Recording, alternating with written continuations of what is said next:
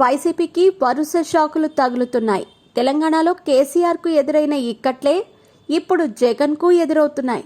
ఎన్నికల్లో ఓటమి చెందిన వైసీపీకి ఇప్పటికే పలువురు నేతలు రాజీనామా చేయగా తాజాగా మరికొంతమంది అదే బాటలో ప్రయాణిస్తున్నారు.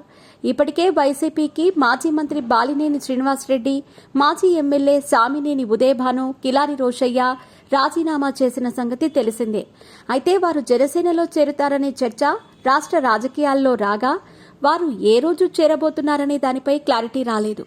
ఇటీవల జరిగిన ఏపీ అసెంబ్లీ ఎన్నికల్లో పొత్తులో భాగంగా 21 అసెంబ్లీ స్థానాల్లో పోటీ చేసి అన్ని స్థానాల్లో విజయం సాధించి జనసేన రికార్డు క్రియేట్ చేసింది. ఎన్నికల్లో విజయం సాధించిన జనసేనలో ప్రస్తుతం నేతల చేరికల పర్వం కొనసాగుతోంది. వైసీపీని వీడి జనసేనలో చేరాలనుకునే వారి సంఖ్య క్రమంగా పెరుగుతోంది. పార్టీలో చేరాలనుకునే వారికి పవన్ కండువాలు కప్పి పార్టీలోకి ఆహ్వానిస్తున్నారు. ఇదిలా ఉంటే ఈరోజు వైసీపీ నుంచి జనసేనలో కీలక నేతలు చేరబోతున్నారు.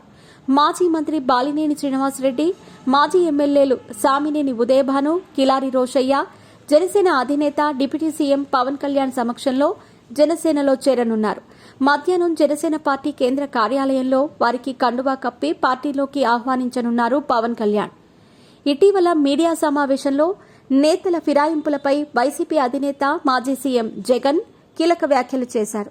నేతల రాజీనామాలతో వైసీపీ భూస్థాపితం అవ్వబోతోందా అని ఓ రిపోర్టర్ అడిగిన ప్రశ్నకు ఆయన సమాధానమిచ్చారు.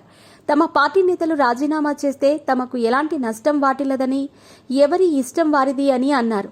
ఇంకా ఎవరైనా వైసీపీకి రాజీనామా చేసి వేరే పార్టీలోకి వెళ్లాలి అనుకునేవారు వెళ్లిపోవచ్చని అన్నారు. వారి రాజీనామా వల్ల వైసీపీకి కానీ తనకి కానీ ఎలాంటి నష్టం ఉండదని, ప్రజలు అన్నీ గమనిస్తున్నారని, సమయం వచ్చినప్పుడు ప్రజలే సమాధానం చెబుతారని అన్నారు.